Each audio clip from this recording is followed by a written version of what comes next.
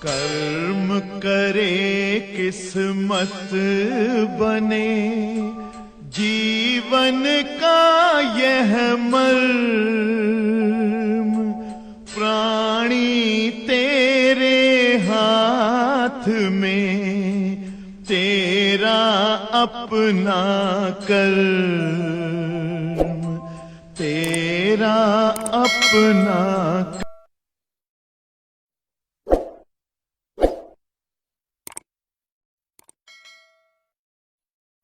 प्यारे बच्चों, आप सभी को ये एक सूचना ये देना चाहूँगा कि इस वर्ष 2021 और 22 का ये जो सत्र चल रहा है, इस वर्ष जो है फिजिक्स को नए तरीके से पढ़ाने के लिए मैंने 3 से 4 यूट्यूब पर ऑनलाइन की क्लास भी ऑन कर दी है, जिसे आप निःशुल्क मेरे चैनल अर्जुन स्टडी चैनल पर जा करके 3 से 4 प्रतिदिन संडे को छोड़ करके आप जो है फ्री ऑफ कास्ट क्लास ले सकते हो।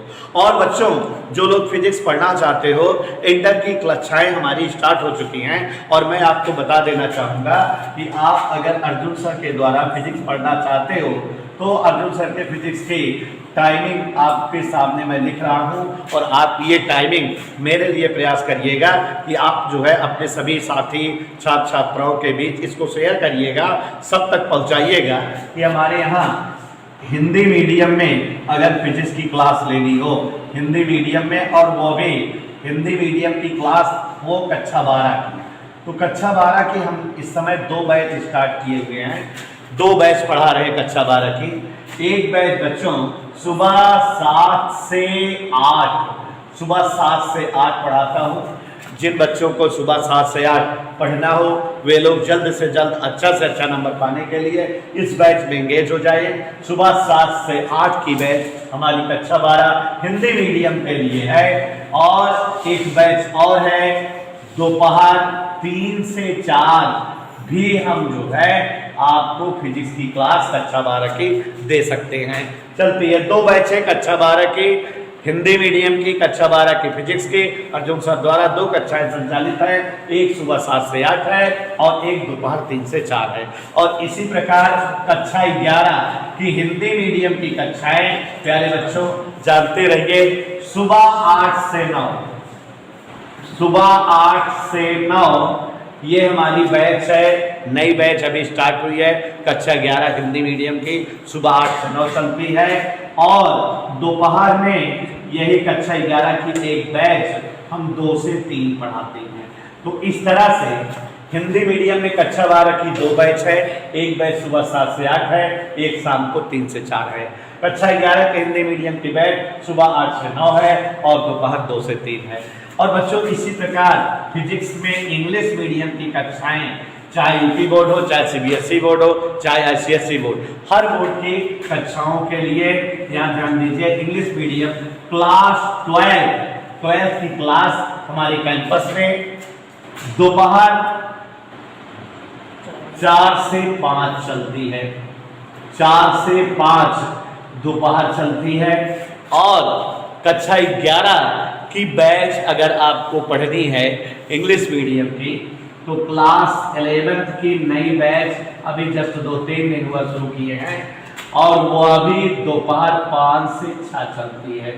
तो मैं आज आपके सम्मुख अपनी बैचों का वर्णन किया हूँ कि इस टाइम ये बैच चलती हैं, और इसलिए वर्णन किया हूँ कि आप लोगों में से कोई ऐसा बच्चा जिसकी फिजिक्स बहुत कमज़ोर है वो हमसे जुड़कर अपनी फिजिक्स मजबूत कर सकता है। और कोई अन्य जानकारी लेनी हो तो आप हमारे मोबाइल नंबर 9415419806 और 6393941663 पर हमें कॉल करके हमसे जानकारी ले सकते हैं। तो इस तरह से जो है आपके सम्मुख मैंने अपनी बैचों का डिस्क्रिप्शन और अपने फ़ोन नंबर का वर्णन भी कर दिया, तो आप मुझसे कांटेक्ट कर सकते हैं।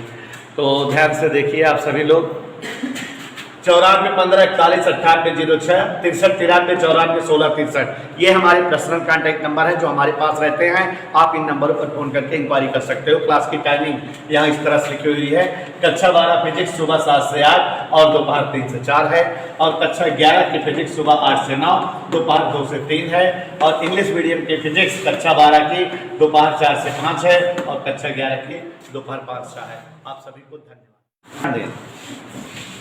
हम लोग वैद्युत प्रतिरोध को ज्ञात करना पड़ रहे थे। तो वैद्युत प्रतिरोध की नाप करने के लिए बच्चों एक तरीका आपने पढ़ा व्हीटस्टोन सेतु परिपथ द्वारा, दूसरा तरीका पढ़ा है मीटर सेतु परिपथ द्वारा किसी भी चालक तार का ज्ञात प्रतिरोध ज्ञात करना, तीसरा बेटा कल हम समझाए थे, जबकि तीसरा है पीओ बॉक्स द्वारा किसी चालक तार का वैद्युत प्रतिरोध ज्ञात करना, जो अब कोर्स में नहीं है। ठीक है, तो अब हटा दिया गया किताब से ही 2-3 साल से। तो यहाँ देखो नेक्स्ट तरीका जो है ओम के नियम द्वारा वैद्युत प्रतिरोध की गणना करना या वैद्युत प्रतिरोध की माप करना। प्यारे बच्चों इसको समझ लो, इसको हम लोग खुद भी कर सकते हैं, सेटअप कर सकते हैं। जैसे मान लो ये कोई प्रतिरोधक तार है ऐसे, अब इसका प्रतिरोध R ज्ञात करना है कि ये कै ओम है, तो हम तुरंत बेटा इस प्रतिरोधक के साथ एक धारा मापी या अमीटर लगा दें और साथ साथ इसमें एक सेल जोड़ दें जिससे धारा प्रवाहित हो, और ये इस तरह से परिपथ कंप्लीट कर दें। और ये जो प्रतिरोधक है इसके सिरों से एक वोल्ट मीटर जोड़ दें। हम जान रहे हैं क्या धारा मापी, तो इससे किसकी गणना होगी, ये धारा बताता रहेगा कितनी धारा परिपथ पे प्रवाहित हो रही है, जा रही है, और इससे क्या पता लगता रहेगा, वोल्टेज पता लगता रहेगा, विभवांतर कितना विभवांतर इस प्रतिरोध के सिरों पर हो रहा है। तो अब अगर हम इस परिपथ में अलग अलग अमाउंट की धारा प्रवाहित करें, अलग अलग अमाउंट की धारा मतलब जैसे जो है हम धारा प्रवाहित करें पहले I1 एम्पियर की, फिर I2 एम्पियर की, फिर I3 एम्पियर की, फिर I4 एम्पियर की। समझ रहे हो बच्चों, गिनती में हो सकता है ये 1 एम्पियर धारा प्रवाहित हो, 2 एम्पियर प्रवाहित हो, 3 एम्पियर प्रवाहित हो, 4 एम्पियर प्रवाहित हो। अब उसके बाद इन धाराओं के दौरान जब ये धारा ऐसे बहेगी प्रतिरोध के सिरों से, तो यहाँ वोल्टेज प्राप्त होगा, और वो जो वोल्टेज प्राप्त होगा उसको भी हम लिख लें कि कितना वोल्टेज इसमें बता रहा है इंडिकेटर। मान लो जब धारा I1 बह रही थी वोल्टेज V1 था, जब धारा I2 बह रही थी वोल्टेज V2 था, जब धारा I3 थी वोल्टेज V3 था, ऐसा V4 था। तो ये कई सारी धारा के लिए कई सारे संगत विभवांतर हमें पता लग गए हमारे प्रतिरोध के सिरों पर। इतना हमने कर लिया। अब हम जो है चतुर्थांश बनाएंगे बेटा। चतुर्थांश देखो इस तरह से बनाएंगे, क्योंकि हमें पता है वैद्युत चालन वाले लेसन में हम लोगों ने पढ़ा था और हमने आपको पढ़ाया था ओमीय प्रतिरोध और अनोमी प्रतिरोध, ऐसे समस्त प्रतिरोधक जिनमें V और I का अनुपात समान रहे, जिनमें V और I सरल रेखी ग्राफ आए, वही जो ओम के नियम का पालन करते हो वही ओमी प्रतिरोध होते हैं। तो हमको इसका ओमी प्रतिरोध का प्रतिरोध ज्ञात करना है, तो इसलिए हम ये धारा का मान और ये वोल्टेज का मान ले करके एक VI ग्राफ खींचेंगे, मतलब वोल्टेज और धारा में ग्राफ खींचेंगे। कैसे खींचेंगे देखो, ये बच्चों चतुर्थांश दिखाई दे रहा है, ये एक सच है, यहाँ पर कई सारे कॉलम बने होंगे, आप समझ रहे हो, ये ग्राफ कॉपी है, 1 2 3 4 5 ऐसे बना है, और यहाँ बेटा यहाँ भी ग्राफ बना हुआ है इस तरह से। अब अगर हम धारा के मान को x अक्ष पर रखें, ये जो धारा है हमारी उसको किस अक्ष पर लिखें, और ये b का मान किधर रखें, y अक्ष पे, तो जो ग्राफ बनेगा वो V और I के बीच ग्राफ रहेगा, इसलिए इसे VI वक्र या VI ग्राफ कहते हैं। तो आप समझ रहे हो हम ये कौन सा ग्राफ खींच रहे हैं, VI वक्र। तो मान लो कि यहाँ पर धारा I1 है, यहाँ पर धारा I2 है, यहाँ पर धारा I3 है, यहाँ पर धारा I4 है, ऐसे है, मतलब जैसे 1 एम्पियर 2 एम्पियर 3 एम्पियर तो का I1, 4 5 6 7 का I2, ऐसे ही वैल्यूज यहाँ पर हमने अंक में नहीं लिखा है, I1 I2 I3 I4, यहाँ I1 यहाँ I2 यहाँ I3 यहाँ I4, ऐसे धारा के मान आ जाएंगे। ऐसे यहाँ मान लो V1 है, यहाँ मान लो V2 है, यहाँ मान लो V3 है, यहाँ V4 है, ठीक। तो अब जैसे पहले धारा I1 है, तो I1 वाली लाइन ऐसे ऊपर बढ़ेगी, उस समय विभव कितना है, तो V1 वाली लाइन बढ़ेगी, हमारा एक पॉइंट आ जाएगा V1 I1, माने इस जगह वोल्टेज V1 है और धारा कितनी है, फिर उसके बाद धारा I2 लेके चले तो विभव कितना है, तो एक पॉइंट ये आ जाएगा बेटा, दिखाई दिया, धारा के मान वाला लाइन खींच दिए, वोल्टेज के मान वाला लाइन खींच दिए, अब धारा I3 वाली लेके चले, उस समय वोल्टेज क्या है V3, इज दैट ओके। धारा I4 वाली लाइन लेके चले, वोल्टेज क्या है, सबको मिलाएं, देखो ऐसे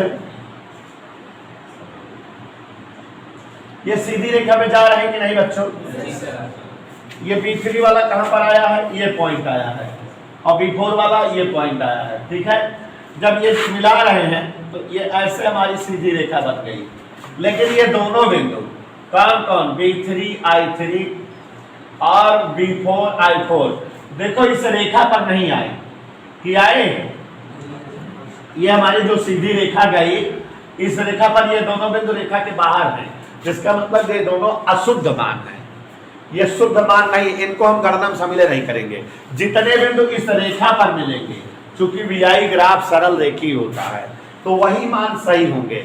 तो ये मान सही है, ये मान सही है, लेकिन ये जो है दोषपूर्ण मान है। तो अब चाहे इस मान को ले लो, चाहे इस मान को ले लो, प्रतिरोध निकाल सकते हो। कैसे बच्चों, अब प्रतिरोध ज्ञात करने के लिए सूत्र यूज करिए, R बराबर V/I। ये कौन सा नियम है, ओम का नियम। अब अगर ओम के नियम का प्रयोग करें R बराबर V/I का, तो आप समझ रहे हो V का मान रख दें और I का, जैसे इस बिंदु के लिए V कितना है, V1, I कितना है, तो V1 और I1 का मान रख देंगे, प्रतिरोध नहीं आ जाएगा। तो ये इस तरह से ओम के नियम द्वारा विद्युत प्रतिरोध की गणना की जाती है। बच्चों बट ये कोर्स में नहीं है, समझा दिए हैं, ओके, समझ आया। तो ये इस तरह से हम विद्युत प्रतिरोध की गणना करते हैं। हमारा ये चैप्टर समाप्त होने वाला है, हमें बहुत खुशी है। और अब आप यहाँ ध्यान दीजिए, आज आपके सामने इस चैप्टर के अंतिम और महत्वपूर्ण हेडिंग चलने जा रही है, जो लॉन्ग क्वेश्चन के रूप में है। और बच्चों ये सब चैप्टर जो पढ़ा रहे हैं, ये सब चैप्टर में पेडिकल के टॉपिक भी हैं और एग्जाम में थ्योरी या डेरिवेशंस के भी टॉपिक हैं। और ये लेसन सरल परिपथ जो पढ़ा रहे हैं, ये हमारे विद्युत का अंतिम लेसन है, क्योंकि इसके बाद चुंबक स्टार्ट हो जाएगा, इसी के साथ समाप्त हो जाएगा पूरी विद्युत। तो आप समझ रहे हो कि विद्युत पढ़ा लिए हैं, अब चुंबक पढ़ाना है। चुंबक पढ़ाने से पहले हम सेकंड पेपर के कुछ लेसन पढ़ाएंगे, ठीक है, जिससे कोर्स आपका कवर अप हो जाए, फिर चुंबक पढ़ाएंगे। तो यहाँ ध्यान दीजिएगा, विद्युत का अंतिम चैप्टर सरल परिपथ बहुत ज़्यादा इंपॉर्टेंट है। वुडस्टोन सेतु परिपथ इंपॉर्टेंट है, इसमें मीटर सेतु परिपथ दोनों कंटिन्यूअस अल्टरनेट आते हैं। अभी जो टॉपिक पढ़ाने जा रहा हूँ ये भी उपकरण ही है, पेडिकल भी इसका है और जो है एग्जामेबल भी है, बहुत ज़्यादा इंपॉर्टेंट है। और अंतिम हेडिंग है, इसके बाद कोई हेडिंग नहीं है, ठीक है। तो यहाँ पर ध्यान दीजिए, विभव मापी हेडिंग का नाम है प्यारे बच्चों, और ये बहुत ज़्यादा इंपॉर्टेंट है, 8-9 नंबर के लिए इंपॉर्टेंट है। क्यों? क्योंकि इससे रिलेटेड 2-3 टॉपिक आते हैं। विभव मापी, पोटेंशियोमीटर,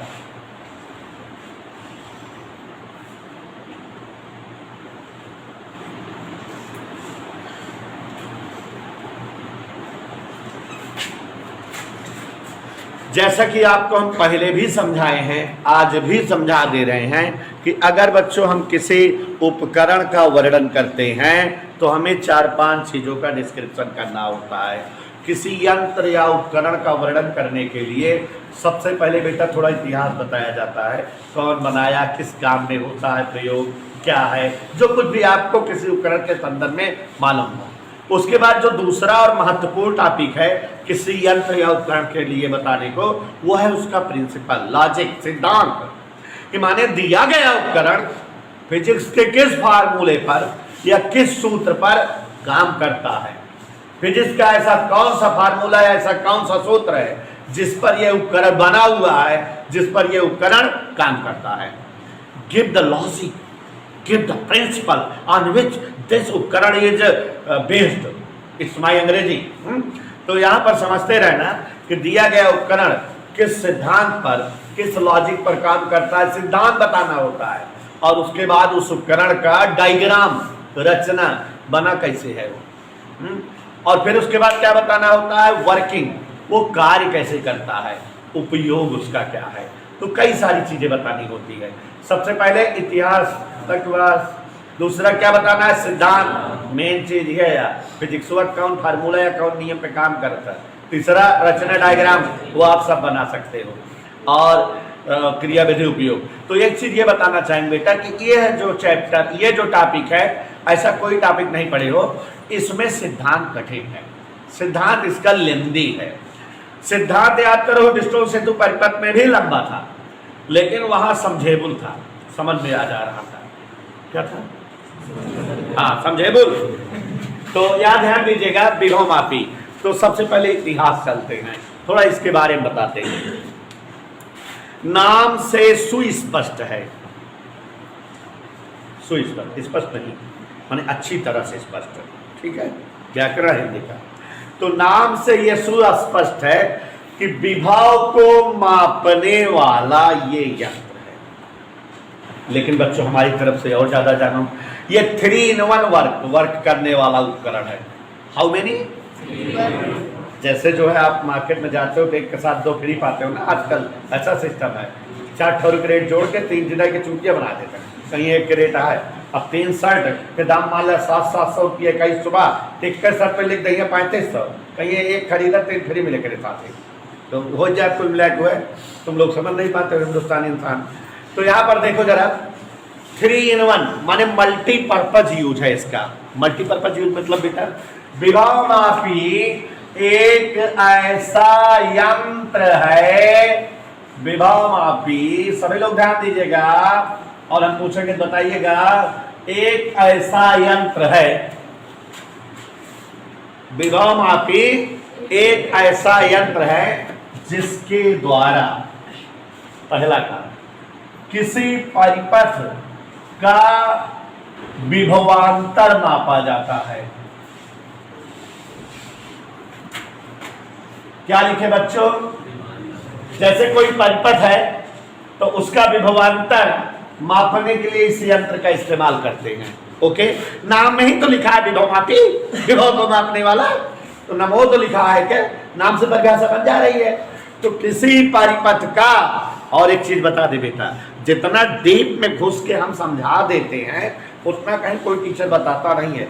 चीजें सब किताब वाले लेकर के जो है थोड़ा सा बता के आगे बढ़ जाते हैं। और हम बेटा तमाम किताबें, चूंकि मेरे पास कम से कम 25-26 राइटर किताब हैं, सारी किताबों का गूढ़ अध्ययन किए हुए हैं और नेट से भी सर्च करते हैं। हमको जो है उस टॉपिक पर जितना हो सकता है इधर उधर सर्च करके तब आपको बताते हैं। आप कभी कभी कोई टॉपिक पाते होंगे तो थोड़ा सा ही रहता होगा, लेकिन हम बहुत डिटेल बताए रहते हैं। जैसे इसमें किताबों में और आप लोग कहीं पढ़ोगे केवल, और टीचर लोग केवल ये लिखाते हैं कि यह विभव मापने वाला यंत्र है, लेकिन मैं बता रहा हूँ, ध्यान सुनना, याद भी रहेगा और जो है वो फैक्ट है, ट्रू है। आप ऐसा लिखो कि औरों से अलग रहे, मतलब आपको ज्यादा ध्यान करके लिखो। ध्यान दीजिएगा जरा बेटा, विभव मापी एक ऐसा यंत्र है, एक ऐसा उपकरण है जिसके द्वारा परिपथ का विभवांतर मापा जाता है। सब लोग यही जानते हैं, लेकिन हम देखो आपको बता रहे और क्या करते हैं इससे। विभव मापी एक ऐसा यंत्र है जिससे हम परिपथ का विभवांतर तो मापते ही हैं, साथ साथ अगर कोई सेल दे दिया जाए तो सेल का विद्युत वाहक बल भी मापा जाता है इस यंत्र के द्वारा। माने this device is used for मापिंग विद्युत वाहक बल ऑफ एनी गिवन सेल। किसी दिए गए सेल का विद्युत वाहक बल भी नाप सकता है। अगर आपको मार्केट में कोई विद्युत सेल दे दिया जाए तो उस सेल को विभव मापी से जोड़ के उसका वोल्टेज बता सकते हो। और बच्चों, प्रैक्टिकल करने के लिए एग्जाम में या आपकी लैब में रहता है तो आपको कोई सेल दे दिया जाता है जिसके ऊपर रैपर नहीं लगा रहता और विभव मापी वहां रखा रहता है। कहा जाता है कि इस सेल का विद्युत वाहक बताओ। तो इसका मतलब इसके क्या काम हो गए? विभव मापी के द्वारा परिपथ का विभवांतर मापा जाता है, साथ ही साथ सेलों का अज्ञात विद्युत वाहक बल ज्ञात किया जाता है। तीसरा और जो बहुत महत्वपूर्ण यूज है इसका, विभव मापी को विभव विभाजक के रूप में प्रयोग करते हैं। किस रूप में? विभव विभाजक के रूप में प्रयुक्त करते हैं। विभव विभाजक क्या है? माने इसके द्वारा किसी परिपथ का विभवांतर या वोल्टेज बढ़ा सकते हैं या घटा सकते हैं। मतलब और ज्यादा डीप में समझाऊं, विभव मापी रेगुलेटर की तरह व्यवहार करता है। मतलब पंखा अगर कहीं घरों में किसी के लगा होगा तो ऊपर से जैसे ये लगा है गोल गोल घूमने वाला रेगुलेटर लगा रहता है, इसको आप जो है इस घुमाते हो तो पंखा तेज धीम होता है, माने उस पंखे को कम ज्यादा वोल्टेज मिलता है।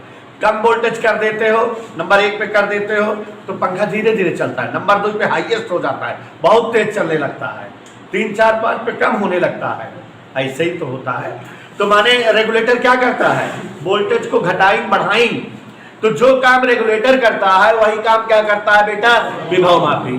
तो विभव मापी जो है एक ऐसा यंत्र है जो परिपथों का विभवांतर घटाता या बढ़ाता है, और जो परिपथ का विभवांतर घटाए या बढ़ाए उसको हम विभव विभाजक कहते हैं। तो प्यारे बच्चों, ये हमारा जो है विभव, आज बहुत मस्त पढ़ाऊंगा, इसको जान लो, आज घोटा दूंगा एकदम।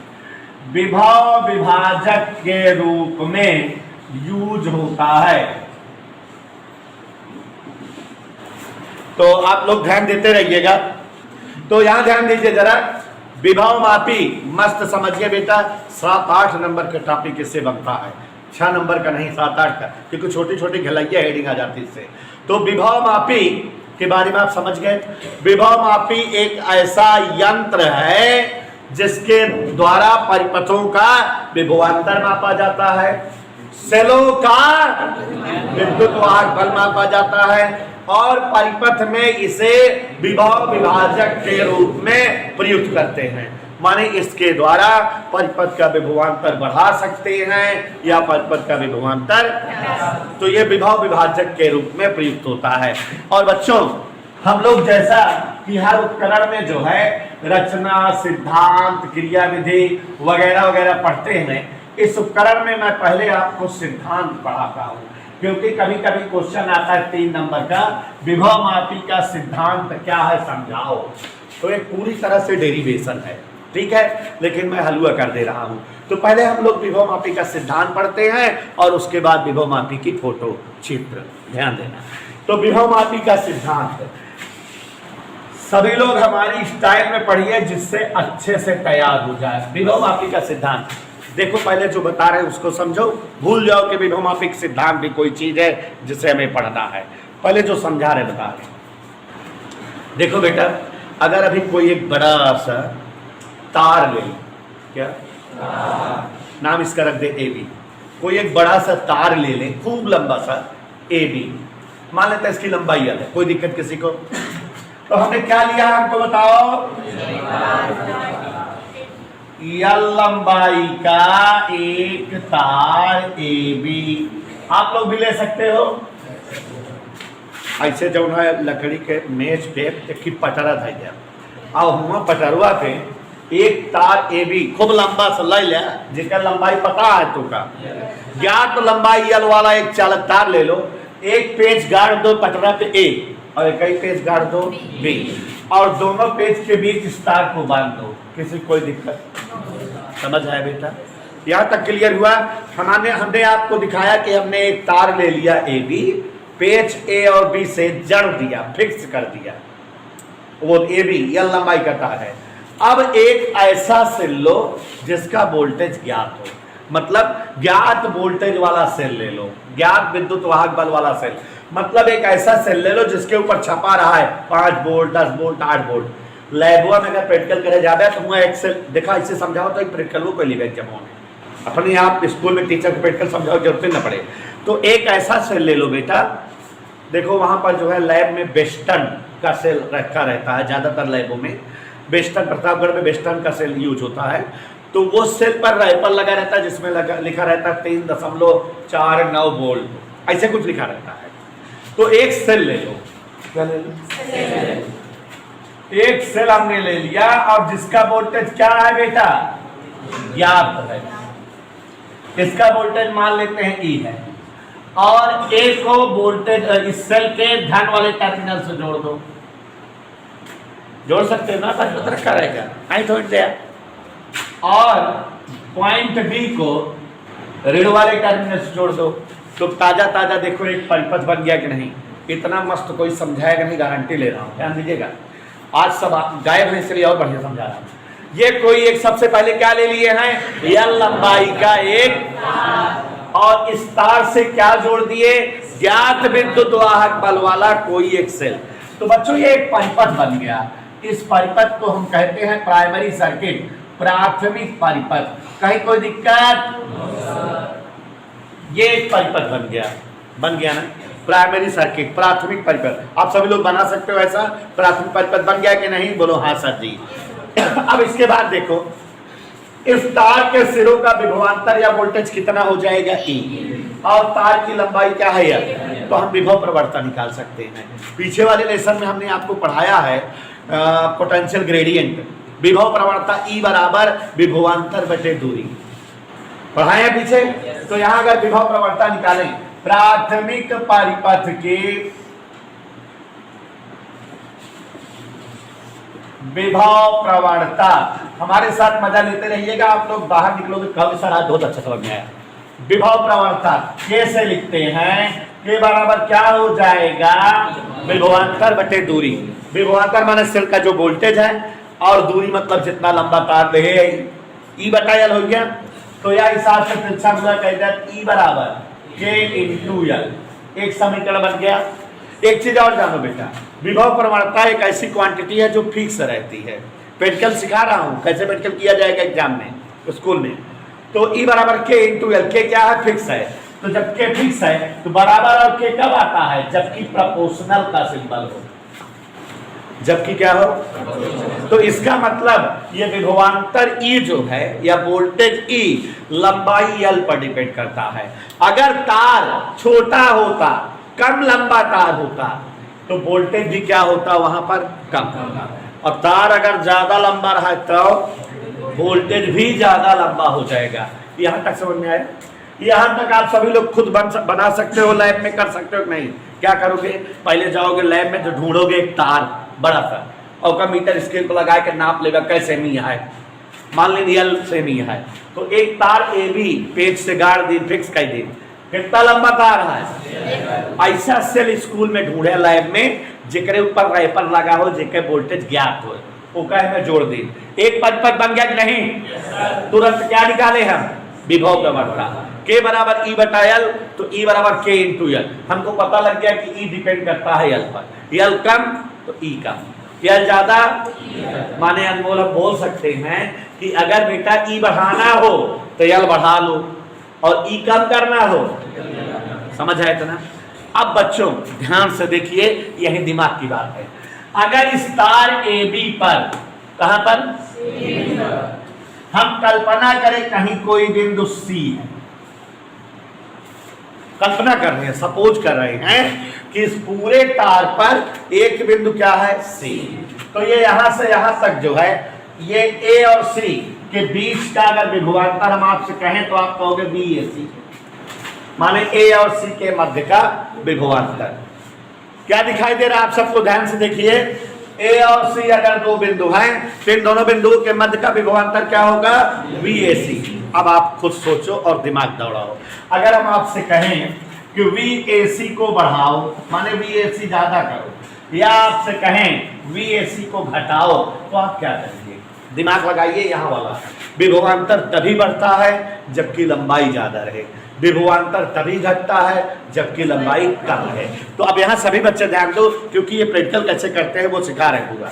तो देखो बेटा, अगर इस तार ए बी पर एक बिंदु कहीं सी हो, तो ये इतनी लंबाई ए सी के मध्य का विभवांतर क्या होगा, और अगर हम इसे बढ़ाना चाहें तो निश्चित तौर पे ए सी की जो लंबाई है वो ज्यादा होनी चाहिए, और लंबाई ज्यादा करने के लिए बिंदु सी को बी की ओर खिसकाना पड़ेगा, या खिसकाओ। नहीं समझे, समझा रहा हूं। ये पॉइंट सी जो है इसको पकड़ ले, और कौनी कहती चलावेला जी, बी कहती का हुए। अगर जो रहा है ए हिया बा सी हिया बा, और बिंदु सी बी की ओर चलाने लगे, हम सी को बी की ओर खींचने लगे, तो ये जो ए सी है बढ़ने लगेगा कि नहीं, क्या बढ़ने लगेगा। अगर हम सी को बी की ओर खिसकाएं तो हमारा ए सी बढ़ेगा कि नहीं, देख लो बढ़ रहा है कि नहीं बेटा। अभी ए यहाँ है, सी यहाँ है, सी को यहां कर दे तो ए और सी इतनी दूर हो गया ना, बढ़ गया कि नहीं। तो अगर बिंदु सी को बी की ओर खिसकाए तो ए सी बढ़ेगा और बदले में क्या बढ़ जाएगा, क्यों? क्योंकि बी ए सी प्रपोर्शनल ए सी इस समांतराल से है ना बेटा। विभवांतर प्रपोर्शनल लंबाई, तो ए और सी के मध्य का विभवांतर बी ए सी एसी पर डिपेंड करेगा। एसी बढ़ाएं तो बी एसी बढ़ेगा। एसी बढ़ाने के लिए सी को किसकी ओर चलाना होगी, बात समझ में आई, कर लीजिएगा। अब अगर जो है वीएसी घटाना हो, इसके मध्य का विभवांतर घटाना हो, तो सी को ए की ओर चला दो। ये सी किधर चलाओ, तो ये एसी क्या होगा, एसी कम होगा कि नहीं, ऐसे सिकुड़ने लगेगा। और जब एसी कम होगा तो वीएसी क्या हो जाएगा, कम हो गया ना। मतलब आपको बस इतना ही जानना था, इतना ही आप समझ गए, हमने बकायदा चित्रवत समझा दिया। अब हम फिर लौटते हैं अपने चित्र पर। इतना समझ में आ गया बेटा, ध्यान दीजिएगा। यदि तार ए बी पर कहीं कल्पना करें एक बिंदु सी हो, तो ए और सी के मध्य का विभवांतर वी ए सी इस कहानी से स्पष्ट है कि एसी की लंबाई पर डिपेंड करेगा। अगर बिंदु सी को बी की ओर खिसकाते जाएं तो एसी बढ़ता रहेगा, बदले में वी एसी बढ़ जाएगा। और यदि सी को बी की ओर खिसकाते जाएं तो ए और सी के बीच की गैपिंग कम होगी, बदले में वी एसी भी कम हो जाएगा। तात्पर्य हुआ कि वी एसी बढ़ाने के लिए हमको सी को बी की ओर दौड़ाना है, और बी एसी कम करने के लिए सी को ए की ओर खिसकाना, ये हम जान गए, अंडरस्टूड। अब देखो पिड़कल करना है। इस यंत्र का नाम क्या है, विभव मापी। काम क्या है, परिपथ का विभवांतर नापना, सेल का विद्युत वाहक बल नापना, परिपथों का विद्युत वाहक बल कम ज्यादा करना विभव विभाजक के रूप में। तो बेटा हम इसके द्वारा किसी सेल का वोल्टेज नापना सिखाने जा रहे हैं आपको। इतना पिड़कल कर लिए कि नहीं आप स्कूल में। तो अब उसके बाद कोई एक ऐसा सेल ले लो जिसका वोल्टेज ज्ञात करना, जिसके ऊपर राइफर ना लगा। तो आप जब किसी सेल का विद्युत वाहक बल ज्ञात करना हो, जो आपको दे दिया जाए, जो है इसका विद्युत वाहक बल ज्ञात करो, नापो, तो आप बेटा करना क्या, ध्यान दीजिएगा, क्या करना, यहाँ एक मीटर स्केल भी लगी रहती है। ए जो है 0 पर रहता है, बी 100 पर, 10 पर, कुछ भी रह सकता है।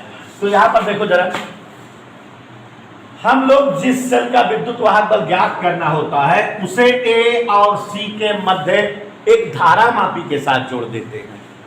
मतलब यहां जो है ए और सी के बीच ये देखो बिसर्ती स्विच है, क्यों, क्योंकि हम सी को खिसका सकते हैं। ए और सी के मध्य पहले एक धारा मापी जोड़ दिए, क्या जोड़ दिए बेटा, फिर एक ऐसा सेल जोड़ दे रहे हैं जिसका वोल्टेज हमें पता करना है, और ये एक नया परिपथ बन गया जिसे हम जो है द्वितीयक परिपथ कहते हैं। इतना कर लीजिएगा आप लोग। मतलब आपको करना क्या है कि अगर किसी सेल का विद्युत वाहक बल ज्ञात करना रहे तो एक धारा मापी लो और एक सेल, दोनों एक साथ जोड़ करके धारा मापी का सिरा कहां जोड़ दो, ए से, और सेल का दूसरा सिरा कहां जोड़ दो, और सी को आप तार पर खिसका सकते हो।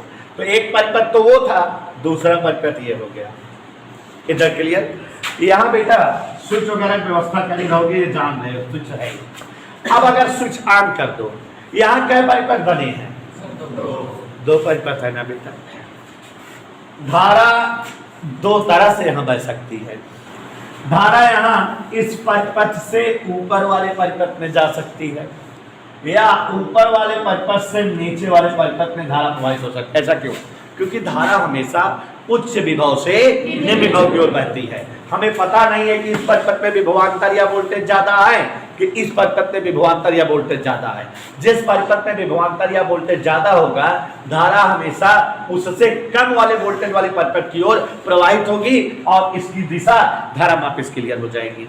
अब अगर हम स्विच ऑन कर दें और धारा मापी को देखें, कहानी कहती धरबा बहरबा, किसको देखें, और अगर हमें नजर आए कि धारा कुछ यूं बह रही है, यूं का मतलब धारा ऐसे चल रही है, इसका मतलब धारा पहले परिपथ से किस परिपथ की ओर बह रही है। देखो यहां पर यदि जिस सेल का विद्युत वाहक बल ज्ञात करना हो उसे धारा मापी के साथ हम जो है ए और सी के बीच जोड़कर एक परिपथ बनाएं, और यदि धारा मापी में धारा प्रवाह की दिशा नीचे की ओर हो, ऊपर से नीचे की ओर, घड़ी के उल्टा दिशा में हो, माने यहां धारा द्वितीयक प्रथम परिपथ से द्वितीयक परिपथ में प्रवाहित हो रही है। कहने का मतलब यह हुआ कि हमारे इस परिपथ का विभवांतर या वोल्टेज क्या है? कम है ना, कम है ना।